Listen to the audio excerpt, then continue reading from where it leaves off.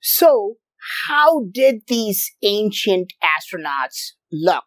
Here, you can see them. Yes, they have elongated skulls and don't look human. Humans do not have such large heads. But what are they doing? Are they holding a pig in their hands?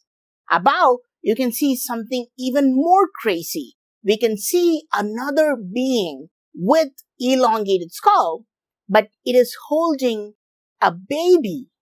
This is a crazy detail. What is going on here? Were aliens genetically modifying human beings? Were these beings experimenting with babies and animals? Is this why we saw carvings of a baby along with the placenta and the depiction of how life gets created along with the umbilical cord?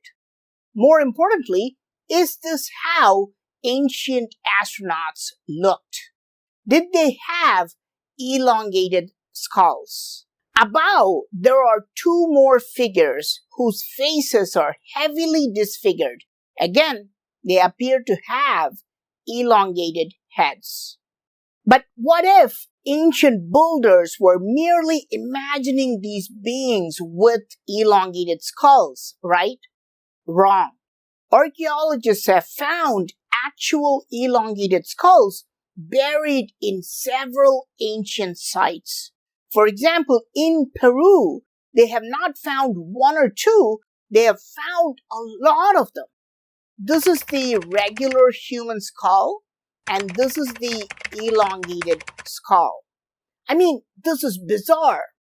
Other ancient civilizations also mention elongated skulls. This is an ancient statue in Egypt showing the god king Akhenaten or his descendant.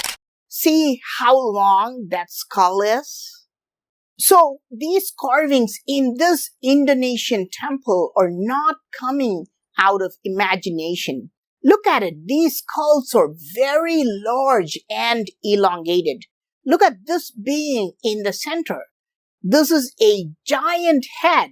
There is no way human heads look like this. And look, he has something even more crazy. He has a fake beard attached to his face. This is not how a real beard looks. Why does he have a fake beard? Do you know Egyptian god kings not only had elongated skulls, but also wore fake beards? This was a custom in ancient Egypt to wear a fake beard. But why do we see it in this carving thousands of miles away in Indonesia? This temple is definitely connected to ancient pyramids. Look at this figure on the far right. It is not only his elongated head, even his face. This is not how human faces look. It is sharp and pointy. He is clearly something else. And this figure too, this head is not normal. It is definitely elongated. Don't tell me they're helmets. Look at the carvings nearby. These are helmets, but these are not. Most of the figures carved here have elongated skulls. Does their elongated skulls confirm that these are aliens? What if they were just humans who practiced cranial deformation like the Mangbetu tribes of Africa? Did they have some other physical feature that is different from humans? I discovered something nobody knows about. These aliens had holes in their skulls. Look at this figure. You see this hole? His earlobe is here and his earring is hanging from the earlobe. But we can see a hole here above the earlobe on the skull. Maybe you think it's just a sculpting mistake, right? No, look at the next figure. You see this? There is a hole above his earlobe. Humans do not have this hole above their earlobe. And these beings have this physical feature reminding us of reptiles. Reptiles have a hole exactly at this location. And look at his skull. It is definitely elongated, right? Now, I don't want you to think I'm cherry picking the carvings to support this idea. So let's go back to the previous carvings I showed you. Remember these three figures with elongated skulls? You can see the holes drilled on their skulls above their ears. These are not their ear holes, okay? So ancient builders are clearly telling us that these are not human. They had different physical features than human beings. This is why they have painstakingly drilled these holes on their skulls to show that each one had a hole in their skull. But there's one more detail you have missed, believe it or not. There's not just one hole in every alien's body. There's one more hole. I've shown you this figure many times already, but look carefully. Where is the other hole? Did you find it? It is right next to this hole. Again, going into the skull, but on the other side, behind the earlobe. So this categorically proves that these are not humans. Even if you thought it was the ear hole, how do you explain two holes? Again, it's not just found in one carving. This detail is found in all the figures with elongated skulls. Actually, these beings had two holes on the left side and two more holes on the right side, meaning these extraterrestrials had four holes in their elongated skulls, just like they had four testicles. All these physical features, the elongated skulls, the holes, and their four testicles, prove that they were not human, but ancient astronauts who came from the sky wearing helmets and boots. But what were these ancient astronauts doing on Earth? What is the meaning of this locked carving, which shows the union of male and female energy? Why was it surrounded by the umbilical cord? And why did we see a baby carved nearby? Was it a human baby or was it an alien? Let's take a closer look at the carving. Yes, there, exactly above the ear. You see that? It's not a human baby. We already noticed that it had an elongated head and elongated fingers, but we did not notice that it had holes in the skull. Was this an extraterrestrial or was it a genetically modified baby? Were aliens genetically modifying humans? Is this why we see an extraterrestrial with elongated skull holding a baby? Or ancient builders trying to tell us that ancient aliens were genetically modifying humans? If this is true, by the same logic, the carving below shows two aliens holding a pig. Does it mean that these aliens were genetically modifying animals like pigs? Yes, that's exactly what we're going to see now. This carving shows a pig. At least at first glance, you think it is a pig, but then you will notice it has horns like a cow. Pigs don't have horns, so is it a genetically modified pig? Is it a hybrid of a pig and cow? Pigs don't have tails like this. Pigs have short, twisted tails. So this is definitely the tail of a cow.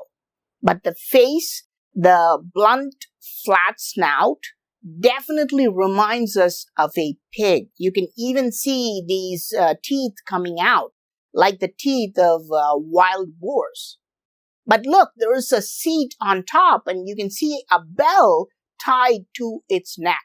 This means that it was not a wild animal found in nature.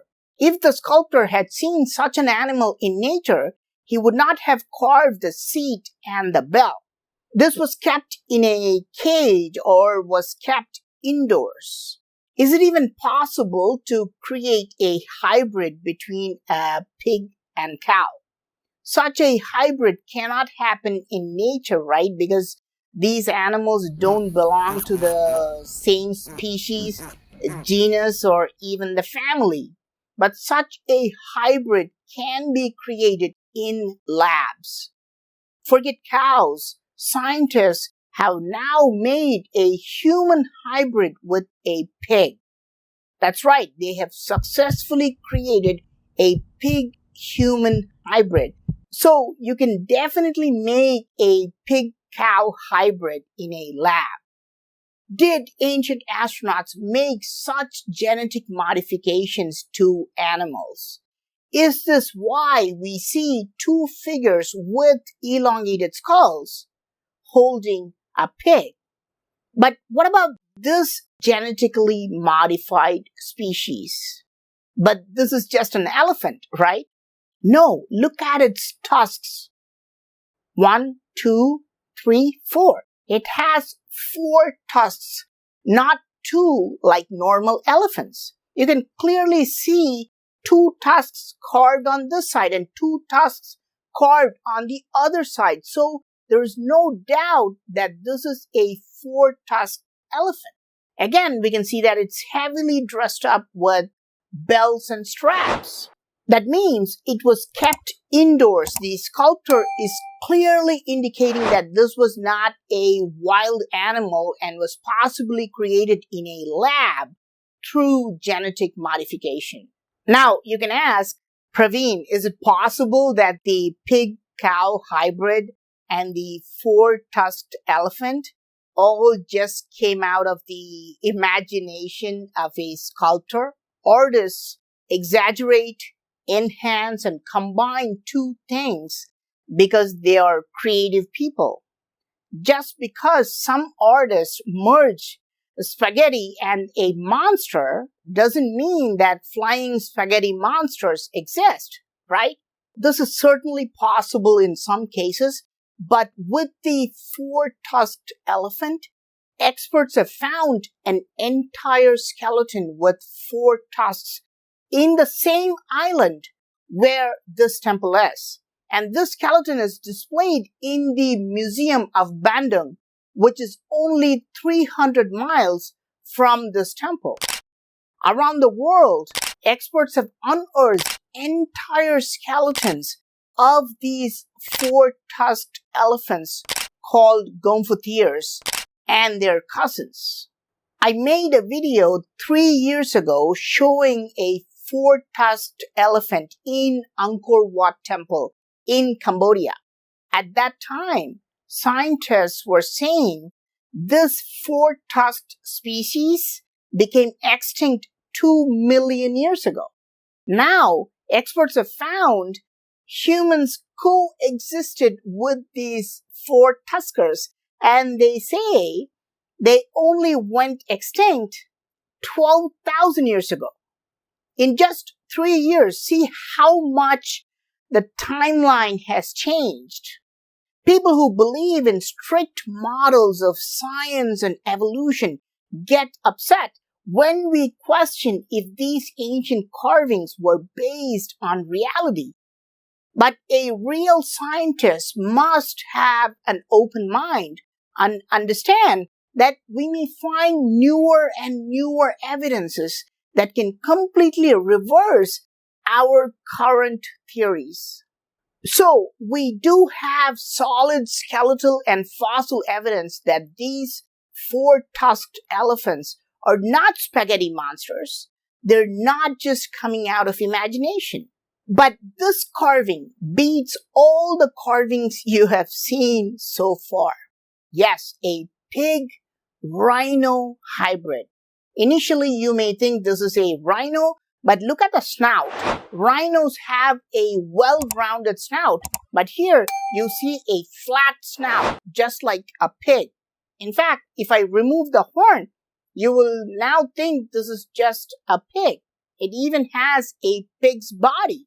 But it also has the horn of a rhino and the long, straight tail like a rhino.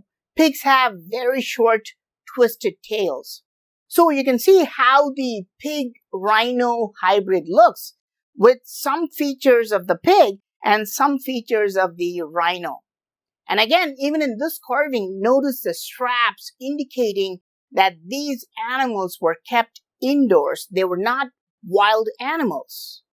Did ancient astronauts arrive on Earth and genetically modify animals? If not, why do we see two figures with elongated skulls holding a pig-like animal? Why do we see various hybrids like pig-cow, pig-rhino, and a four-tusked elephant? If these carvings came out of mere imagination, how do we explain the four-tusked skeleton found in the same island? Who are these figures depicted with elongated skulls? Were they extraterrestrials who came from a different planet?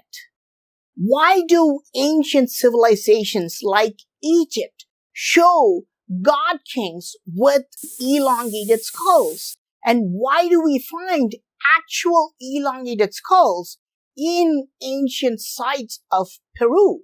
If these figures with elongated skulls were human, why do they have holes in the skull which humans don't have? Are we humans a product of natural evolution? Or were we genetically modified by these ancient astronauts, just like how we genetically modify plants and animals today? By the way, did you notice that all of them were male animals? Why? The Chandi Suku temple is hiding even bigger secrets, and I will reveal them in the next video. Bye.